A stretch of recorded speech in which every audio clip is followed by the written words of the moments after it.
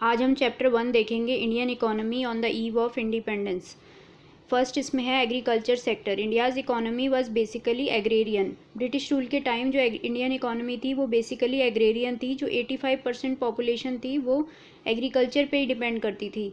अब हम ये क्वेश्चन देखेंगे, what are the main causes of India's agricultural stagnation. Agricultural stagnation के मेन रीज़न क्या थे during the colonial period? First is land settlement system. Profit from agriculture sector went to zamindar. जो भी profit होता था एग्रीकल्चर सेक्टर में वो ज़मींदार ले जाता था, कल्टीवेटर को कुछ नहीं मिलता था। The main interest of zamindar was only to collect rent. जो इंटरेस्ट मेन होता था ज़मींदार का वो सिर्फ लगान या रेंट कलेक्ट करना होता था, चाहे कल्टीवेटर उसको दे पा रहा है कि नहीं दे पा रहा, मतलब उसकी इकोनॉमिक कंडीशन से ज़मींदार को कोई मतलब नहीं होता था। The date for depositing rent और lagaan were fixed, failing which zamindar were to lose their rights. जो डेट होती थी वो फिक्स होती थी क्योंकि ज़मींदार को ब्रिटिशर्स को देना होता था रेंट कलेक्ट करके, तो ज़मींदार हार्श एटीट्यूड अपनाता था कल्टीवेटर्स को दबाने के लिए। अगर वो उस डेट पे रेंट नहीं दे पाता था ज़मींदार ब्रिटिशर्स को, तो ज़मींदार को अपनी पोस्ट से हाथ धोना पड़ता था। इस वजह से वो भी फिर क्या करता था, हार्श एटीट्यूड अपनाता था on cultivators. The zamindar and colonial government did nothing to improve the condition of agriculture. ज़मींदार और कलोनियल गवर्नमेंट यानी कि जो ब्रिटिश गवर्नमेंट है वो कुछ भी नहीं करते थे कि वो एग्रीकल्चर की कंडीशन को इम्प्रूव कर पाएँ। वो सारा पैसा सिर्फ अपने लिए यूज़ करते थे। Next is commercialisation of agriculture. It means production of crops for sale in the market. Commercial का मतलब होता है कि जब हम किसी भी चीज़ को सेल करते हैं, तो यहाँ पे एग्रीकल्चर की बात हो रही है, तो एग्रीकल्चर में क्रॉप्स को सेल करना मार्केट में। क्योंकि पहले क्या होता था, सब्सिस्टेंस फार्मिंग होती थी तो फार्मर्स अपने लिए ही प्रोड्यूस करते थे, लेकिन अब ज़्यादा प्रोडक्शन करके अपने लिए भी बचाना है और मार्केट में भी सेल करना है, तो यहाँ पे सेल करने की बात हो रही है, इसलिए इसको कमर्शलाइजेशन ऑफ एग्रीकल्चर कहते हैं। Instead of producing food crop, farmer were force to produce cash crops. Farmers को फोर्स किया जा रहा था कि वो कैश क्रॉप्स क्या होते हैं जो हम खा नहीं सकते, जैसे जूट, इंडिगो, ये सब। तो फार्मर्स को फोर्स किया जा रहा था कि वो कैश क्रॉप्स भी उगाएं, like cotton, jute, Indigo, which were used by the British industries. और ये चीज़ें वो क्यों उनको उगाने को कह रहे थे, क्योंकि ब्रिटिशर्स इनको अपनी इंडस्ट्रीज़ जो कि ब्रिटेन में थी वहाँ पे यूज़ करते थे। इंडिगो प्रिंटिंग के लिए यूज़ करते थे, कॉटन, जूट भी यूज़ करते थे। Next is low level of productivity, low level of technology. उस टाइम पे टेक्नोलॉजी अच्छी नहीं थी एग्रीकल्चर सेक्टर में। लैक ऑफ इरिगेशन फैसिलिटीज़ अच्छी नहीं थी और काफ़ी कम यूज़ होता था फर्टिलाइज़र एंड पेस्टिसाइड्स का। Last is scarcity of investment in terracing, flood control and drainage, desalinisation of soil. इन चीज़ों पे कोई भी इन्वेस्टमेंट नहीं की जाती थी क्योंकि ये भी बहुत ज़रूरी होता है एग्रीकल्चर सेक्टर को ठीक रखने के लिए। फ्लड कंट्रोल करना, सॉइल में जो भी सैलिनिटी ज़्यादा आ गई है उसको कम करना, वो सब चीज़ें, ड्रेनेज, पानी इकट्ठा हो गया है तो उसको प्रॉपर ड्रेनेज सिस्टम होना चाहिए, वो सब चीज़ें नहीं थी। Next is industrial sector. The poor state of industrial sector during the British rule. First is deindustrialisation. अब उस टाइम पे मतलब ब्रिटिशर्स के आने से पहले हैंडीक्राफ्ट इंडस्ट्रीज़ काफ़ी पॉपुलर थी, वर्ल्ड वाइड फेमस थी, लेकिन ब्रिटिशर्स ने क्या किया, हैंडीक्राफ्ट इंडस्ट्रीज़ को बर्बाद करने के लिए, क्योंकि उनका प्राइमरी मोटिव क्या था, primary motive was twofold, to export raw material from India at cheap rate. मतलब इंडिया का रॉ मटेरियल वो एक्सपोर्ट करते थे और अपनी कंट्री में लेके चले जाते थे, और उसी एक्सपोर्ट का क्या करते थे, उसी रॉ मटेरियल का वो फिनिश गुड बनाकर इंडिया में ही बेच देते थे। To sell finish products of British industries in Indian market at high price. और वही रॉ मटेरियल सस्ते में यहाँ से लेके जाते थे इंडिया से, और उसी का फिनिश प्रोडक्ट बनाकर वापस कहाँ बेच देते थे, इंडिया में ही बेच देते थे at high prices. Adverse effect of decline of handicraft industries. तो हैंडीक्राफ्ट इंडस्ट्रीज़ क्यों बर्बाद हो गई, मेन रीज़न तो उसका डिस्क्रिमिनेटरी टैरिफ पॉलिसी था जो कि हम आगे पढ़ेंगे। लेकिन हैंडीक्राफ्ट इंडस्ट्री बर्बाद होने से क्या हुआ, क्योंकि ज़्यादातर उस टाइम आर्टिशंस वगैरह ही थे, तो काफ़ी हाई अनएम्प्लॉयमेंट हो गई, क्योंकि वो हैंडीक्राफ्ट्स में अब काम नहीं कर पा रहे थे, तो हाई अनएम्प्लॉयमेंट हो गई। और ज़्यादा डिमांड किसकी हो गई, increase in import of cheap manufactured goods from Britain. जो ब्रिटेन से गुड्स आते थे, वो फिनिश गुड्स आते थे, वो चीप होते थे क्योंकि वो मशीन मेड गुड्स होते थे, तो उनकी डिमांड ज़्यादा होने से हैंडीक्राफ्ट की डिमांड ख़त्म हो गई। Slow progress of modern industry. उस टाइम पे बहुत फ्यू इंडस्ट्रीज़ थी, जैसे कि cotton, jute, sugar, cement etcetera, और उनकी प्रोग्रेस भी काफ़ी स्लो थी। और उस टाइम पे ये बहुत इंपॉर्टेंट है, Tata iron and steel company आई, TISCO, which was established in 1907 in Jamshedpur, Bihar. फिर next point, lack of capital good industry. Capital good industries कौन सी होती हैं, जैसे कि मशीन टूल्स वगैरह जो कि फर्दर प्रोडक्शन में काम आती हैं। तो वहाँ उस टाइम पे किसी भी कंट्री की डेवलपमेंट के लिए कैपिटल गुड इंडस्ट्रीज़ बहुत ज़रूरी हैं, लेकिन उस टाइम पे there was hardly any capital good industries to promote further industrialisation in India. उस टाइम पे कैपिटल गुड इंडस्ट्रीज़ की बहुत कमी थी। Next is low contribution of industrial sector in GDP. जो ग्रॉस डोमेस्टिक प्रोडक्ट होता है या फिर उसको ग्रॉस वैल्यू एडेड भी कहते हैं, उसमें इंडस्ट्रियल सेक्टर का कंट्रीब्यूशन बहुत ही कम था, क्योंकि इंडस्ट्रियल सेक्टर में ज़्यादा प्रोडक्शन हो नहीं रही थी। Last is limited role of public sector. Public यानी कि गवर्नमेंट सेक्टर, और उस टाइम पे गवर्नमेंट कौन थी, Britishers. The public sector remain confined mainly to railways, power generation, communication, ports etcetera. अब जो पब्लिक सेक्टर या गवर्नमेंट सेक्टर था ब्रिटिशर्स उस टाइम पे, उनका जो मेन मोटिव था वो उसी में ज़्यादा ध्यान देते थे। जैसे उन्होंने Railways, power generation, communication, ports, ये भी सब अपने फ़ायदे के लिए ही यूज़ किया, मतलब अपने फ़ायदे के लिए ही डेवलप किया था, जो कि हम आगे इंफ्रास्ट्रक्चर में देखेंगे। Next is foreign trade. Foreign trade की क्या स्टेट थी उस टाइम पे, state of India's foreign trade during the British rule. जो इंडिया थी वो मेनली एक्सपोर्टर थी प्राइमरी प्रोडक्ट्स की, यानी कि रॉ मटेरियल्स वगैरह की, और इम्पोर्टर थी फिनिश गुड्स की, जो कि हमने पहले भी देखा था। India became an exporter of primary products.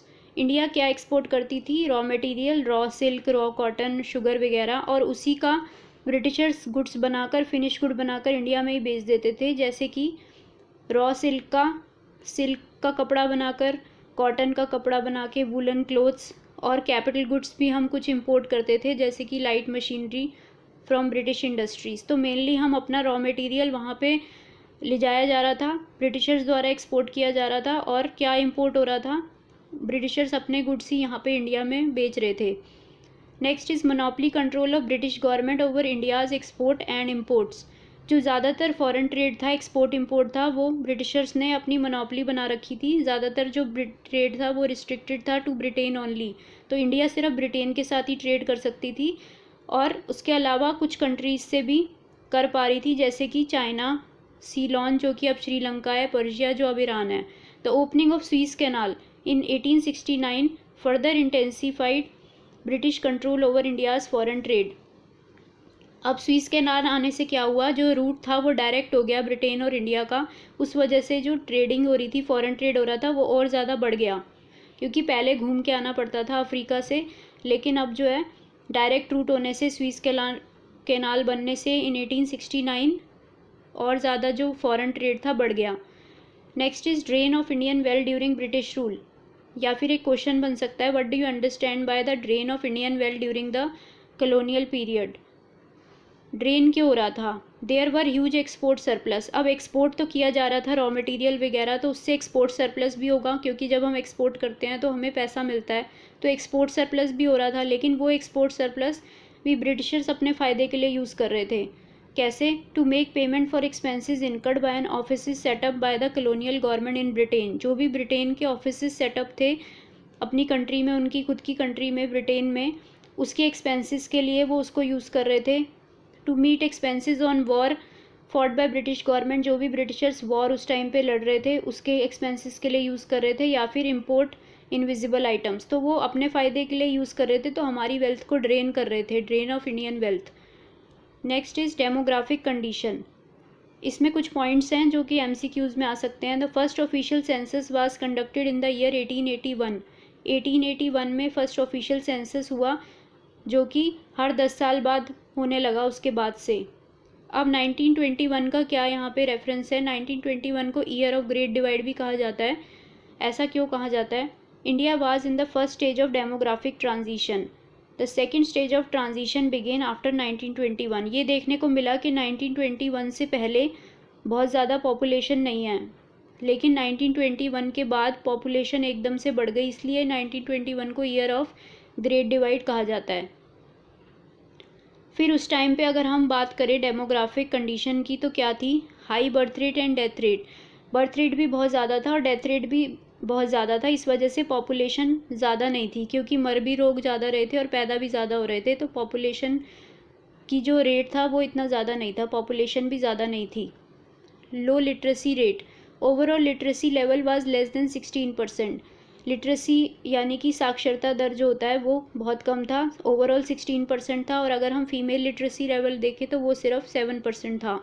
Poor health facilities, उस टाइम पे हेल्थ फैसिलिटीज़ में ज़्यादा ध्यान नहीं दिया जाता था ब्रिटिशर्स के द्वारा, तो वो या तो अनअवेलेबल थी या फिर बहुत ही कम थी जो भी अवेलेबल थी। इनएडुकेट, इसलिए जो भी डिजीज़ होते थे, वाटर एयरबॉर्न डिजीज़ अगर हो जाते थे तो वो पेंडेमिक फैल जाता था, तो उससे काफ़ी लोग मर जाते थे उस टाइम पे। High infant mortality rate, infant mortality rate काफ़ी ज़्यादा था, 218 पर 1000, जो कि अगर हम आज के कंपैरिजन में देखें तो अब काफ़ी कम है, 33 पर 1000। Low life expectancy, life expectancy it was very low, 44 उस टाइम पे थी, जो कि अब प्रेजेंट में 69 ईयर्स है। High poverty, there was no reliable data, उस टाइम पे डाटा तो कलेक्ट किया नहीं जाता था, तो पावर्टी उस टाइम पे वैसे बहुत ज़्यादा गरीबी थी। Poverty prevailed in India during colonial period, extensive poverty या high poverty. Next is occupational structure, it refers to the distribution of working persons across different industries and sector. It showed a little sign of change. Predominance of agriculture sector, occupational structure का मतलब होता है जो work force है वो कौन से sector में कितनी काम कर रही है। तो प्रीडोमिनेंस ऑफ एग्रीकल्चर सेक्टर यानी कि ज़्यादातर वर्क फोर्स किस पे थी, डिपेंड थी एग्रीकल्चर सेक्टर पे। The agriculture sector accounted for the largest share of work force, 70 to 75% work force agriculture sector पे वर्क कर रही थी, while the manufacturing sector was 10% and service sector was 15 to 20%. Manufacturing sector या industrial sector में 10% और टर्जरी या service sector में 15 to 20%। Growing regional variation, regional variation भी बहुत ज़्यादा थी। Parts of then Madras presidency, जो मद्रास प्रेसिडेंसी थी उस टाइम पे इंडियन स्टेट्स से कंप्राइज कर रही थी, तमिलनाडु, आंध्र प्रदेश, केरला और कर्नाटका, जो उस टाइम पे उसको मद्रास प्रेसिडेंसी कहा जाता था। Bombay and Bengal also witnessed a decline in dependence of workforce on agriculture sector. यहाँ पे उल्टा हो रहा था, यहाँ पे एग्रीकल्चर सेक्टर पे डिपेंडेंस कम थी, जबकि यहाँ पे मैन्युफैक्चरिंग और सर्विस सेक्टर की डिपेंडेंस ज़्यादा थी, यहाँ पे वर्कफोर्स ज़्यादा थी as compare to agricultural sector. तो रीजनल वेरिएशन भी थी, लेकिन उड़ीसा, राजस्थान और पंजाब में ऐसा नहीं था। उड़ीसा, राजस्थान और पंजाब में ज़्यादा वर्कफोर्स एग्रीकल्चर सेक्टर में था। नेक्स्ट इज़ इंफ्रास्ट्रक्चर, या फिर ये क्वेश्चन बनता है what objective did British intend to achieve through their policies of infrastructure. मतलब उन्होंने जो भी इंफ्रास्ट्रक्चर डेवलप किया ब्रिटिशर्स ने, वो क्यों किया, वो उन्होंने अपने फ़ायदे के लिए किया। फर्स्ट इज़ रोड्स, उन्होंने क्यों डेवलप की। The roads were build for mobilising the army within India, जो भी वो लॉ एंड ऑर्डर मेंटेन करने के लिए आर्मी घुमाते थे पूरी कंट्री में, इंडिया में, उसमें प्रॉपर रोड्स होनी चाहिए, क्योंकि घोड़े में अगर वो जाएंगे, जो भी यूज़ करेंगे, तो उसके लिए प्रॉपर रोड्स होनी चाहिए। The roads were build for mobilising the army and send raw materials. और दूसरा क्या था रीज़न, जो भी रॉ मटेरियल जाता था इंडिया से ब्रिटेन, वो कैसे जाएगा, from countryside to nearest railway station, पहले रेलवे स्टेशन में जाएगा या फिर पोर्ट में जाएगा और फिर वहाँ से इंग्लैंड में जाएगा, तो उसके लिए भी प्रॉपर रोड्स होनी चाहिए। लेकिन ऑल वेदर रोड्स की कमी थी, there were shortage of all weather roads. तो कभी भी कोई नेचुरल कैलेमिटी या फेमाइन आता था तो वो रोड्स, पक्की रोड्स नहीं होती थी, इसलिए ख़राब हो जाती थी, तो लोगों को बहुत नुकसान होता था। People living in these area suffered badly. Next is railways, Britishers ने रेलवे इंट्रोड्यूस की in 1850। It enabled to undertake long distance travel, इससे लॉन्ग डिस्टेंस ट्रैवल करने में काफ़ी आसान हो गया। Break geographical and cultural barriers, क्योंकि अब हम एक स्टेट से दूसरे स्टेट जा सकते थे, उनका कल्चर जान सकते थे। It increase commercialisation of Indian agriculture, अब जो मार्केट होती है कमर्शलाइज कर रहे हैं, सेल कर रहे हैं, वो और ज़्यादा बढ़ जाएगा, क्योंकि अब हमें और मार्केट मिल रही है, हम स्टेट में जा सकते हैं, वहाँ पे सेल कर सकते हैं ड्यू टू रेलवेज़। तो इस वजह से इंक्रीज़ हो गया कमर्शलाइजेशन, यानी कि जो सेल हो रहा था, क्रॉप्स सेल हो रहे थे, कमर्शलाइज हो रहा था इंडियन एग्रीकल्चर का, वो और ज़्यादा बढ़ गया। इंडियन एक्सपोर्ट राइजेस, इंडिया का एक्सपोर्ट भी बढ़ा, रॉ मटेरियल जो यहाँ से जाता था, लेकिन हम अपनी कंट्री में तो उसको पूरा कर नहीं पा रहे और बाहर उसको बेच रहे हैं, बाहर एक्सपोर्ट कर रहे हैं। तो इससे क्या हो रहा था, एक तरीके से काफ़ी लॉस हो रहा था हमारी इकोनॉमी को। But it led to huge economic losses to Indian economy, क्योंकि अगर हमारे घर खुद के घर में खाने के लिए नहीं है और हम बाहर एक्सपोर्ट कर रहे हैं तो वो तो हमारे लिए एक लॉस हो गया। Next is air and water transport. The measure taken for developing water and air transport were not satisfactory. Air और वाटर ट्रांसपोर्ट बहुत ज़्यादा सेटिस्फैक्ट्री नहीं था, क्योंकि जो इनलैंड वाटरवेज था वो कम्पीट नहीं कर पा रहा था रेलवेज से, क्योंकि उसकी स्पीड काफ़ी कम होती है। जो अगर हम अंदर से शिप वगैरह से के रूट से जाएंगे पोर्ट्स में, ओशन में, तो वहाँ पे जो है वहाँ से कम टाइम लगेगा, मतलब टाइम ज़्यादा लगेगा एज़ कम्पेयर टू रेलवेज़। तो वो रेलवेज़ के साथ कोई कंपटीशन नहीं है, इसलिए वो ज़्यादा सक्सेसफुल नहीं हुआ inland waterways. Communication, post and telegraph were the most important means of communication. उस टाइम पे पोस्ट टेलीग्राफ से कम्युनिकेशन किया जाता था, तो लॉ एंड ऑर्डर मेंटेन करने के लिए कम्युनिकेशन बहुत ज़रूरी है। और expensive system of electric telegraph use किया जाता था for maintaining law and order. तो ये भी किसके लिए किया जा रहा है, ये सब कुछ भी ब्रिटिशर्स अपने फ़ायदे के लिए ही कर रहे हैं, इसमें इंडिया के फ़ायदे के लिए कुछ भी नहीं हो रहा। Next is positive contribution. अब ब्रिटिशर्स ने कुछ पॉजिटिवली कंट्रीब्यूट किया कि नहीं किया। पॉजिटिव कंट्रीब्यूशन, सेल्फ सफिशिएंसी इन फूड ग्रेन प्रोडक्शन। अब ब्रिटिशर्स ने एक कंसेप्ट दिया हमें, कमर्शलाइजेशन ऑफ एग्रीकल्चर, यानी कि हम फार्मर्स जो हैं वो क्या कर सकते हैं, मार्केट में सेल भी कर सकते हैं फूड क्रॉप्स को, फूड ग्रेन्स को। तो ये एक कंसेप्ट ब्रिटिशर्स ने लेकर आया, तो उससे क्या हुआ, ज़्यादा प्रोडक्शन की गई कि फार्मर अपनी फैमिली के लिए भी यूज़ कर सके और मार्केट में भी सेल कर सके। तो उससे सेल्फ सफिशिएंसी इन फूड ग्रेन हुई, मतलब अब हम सेल्फ सफिशिएंट हो जाएंगे फूड ग्रेन प्रोडक्शन में, क्योंकि अब हम ज़्यादा प्रोडक्शन कर रहे हैं। मीन्स ऑफ ट्रांसपोर्टेशन, जो भी रोड, रेलवेज़ ये सब आई, इससे हमें भी काफ़ी फ़ायदा हुआ। Check on famines. अब रोड और रेलवे से अगर कहीं पर भी फेमाइन हो गया, सूखा पड़ गया या कोई भी नेचुरल कैलेमिटी आ गई, तो वहाँ पे फूड सप्लाई किया जा सकता है by road and railways. Next is shift to monetary economy. पहले ज़्यादातर बार्टर सिस्टम यूज़ किया जाता था, यानी कि कमोडिटी से कमोडिटी एक्सचेंज की जाती थी, लेकिन अब क्या हुआ, ब्रिटिशर्स ने ये वाला सिस्टम लेकर आए, बार्टर सिस्टम से मनी का system. Next is effective administrative setup. The British government had an efficient administrative setup. अब ब्रिटिशर्स को काफ़ी ज़्यादा नॉलेज थी कि कैसे कंट्री को चलाना है, लॉ एंड ऑर्डर को मेंटेन रखना है। तो ये एक तरीके से एक एग्जाम्पल था हमारे इंडियन पॉलिटिशियंस के लिए, तो वो एक एग्जाम्पल सेट करके गए। अब ये क्वेश्चन कई बार आ जाता है कि स्टेट ऑफ इंडियन इकोनॉमी बतानी है, तो इसमें हमें लिखना तो वही सब है, लेकिन सब शॉर्ट करके लिखना है। जैसे कि फर्स्ट तो है stagnant economy, low level of economic development. उस टाइम पे जो country growth of aggregate real output during first half of 20th century was less than 2%, और per capita output per year 0.5% था। फिर बैकवर्ड एग्रीकल्चर सेक्टर हम पहले ही पढ़ चुके हैं, इसमें शॉर्ट कर रखा है। इंडस्ट्रियल सेक्टर को भी शॉर्ट कर रखा है, जो हम पहले ही पढ़ चुके हैं ये सारा। Foreign trade and demographic. ऐसे ही इंफ्रास्ट्रक्चर भी ब्रिटिशर्स ने क्यों डेवलप किया था, अपने कॉलोनियल इंटरेस्ट, अपने पर्सनल इंटरेस्ट के लिए, ये सारा शॉर्ट करके लिखा हुआ है। नेक्स्ट इज़ यहाँ पे कुछ एनसीईआरटी के क्वेश्चंस भी हैं। What are the two fold motive behind the systematic deindustrialisation. Two fold motive क्या था, एक तो रॉ मटेरियल इंडिया से जाता था चीप रेट पे, और फिर ब्रिटिशर्स उसी का फिनिश प्रोडक्ट बनाकर इंडिया की मार्केट में बेच देते थे एट हाई प्राइस। तो इनका ये टू फोल्ड मोटिव था। Name some notable economist who estimate India's per capita income. उस टाइम पे इंडिया की पर कैपिटा इनकम किसने कैलकुलेट करने की कोशिश करी, इन लोगों ने, जिसमें से दादा VKRV राव का जो था वो सबसे ज़्यादा ज़रूरी था।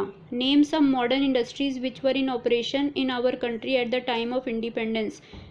कौन सी मॉडर्न इंडस्ट्रीज़ उस टाइम पे थी, TISCO, sugar, cement, chemical and paper industries. फिर हैंडीक्राफ्ट्स इंडस्ट्रीज़ को कैसे ब्रिटिशर्स ने रून किया, ख़राब किया। अब यहाँ पे आता है डिस्क्रिमिनेटरी टैरिफ पॉलिसी। इसका क्या मतलब है, इससे हैंडीक्राफ्ट इंडस्ट्रीज़ को नुकसान पहुँचाया गया। इसमें क्या किया गया, free export and import of raw material from India and free import of final good, यानी कि जो भी इंडिया से एक्सपोर्ट हो रहा था रॉ मटेरियल वो भी फ्री में हो रहा था, उस पर भी कोई टैक्स नहीं लग रहा था। और इम्पोर्ट जो हो रहे थे फिनिश गुड्स ब्रिटिशर्स के, जो ब्रिटिशर्स फिनिश गुड्स बनाते थे रॉ मटेरियल इंडिया से ले जाकर, उस पर भी कोई टैक्स नहीं लग रहा था, उसके इम्पोर्ट पे भी कोई टैक्स नहीं लग रहा था। तो इम्पोर्ट और एक्सपोर्ट फ्री था। लेकिन जो इंडियन हैंडीक्राफ्ट्स थे अगर उनको कोई ख़रीदना चाहता है, but heavy duty was imposed on export of Indian handicrafts.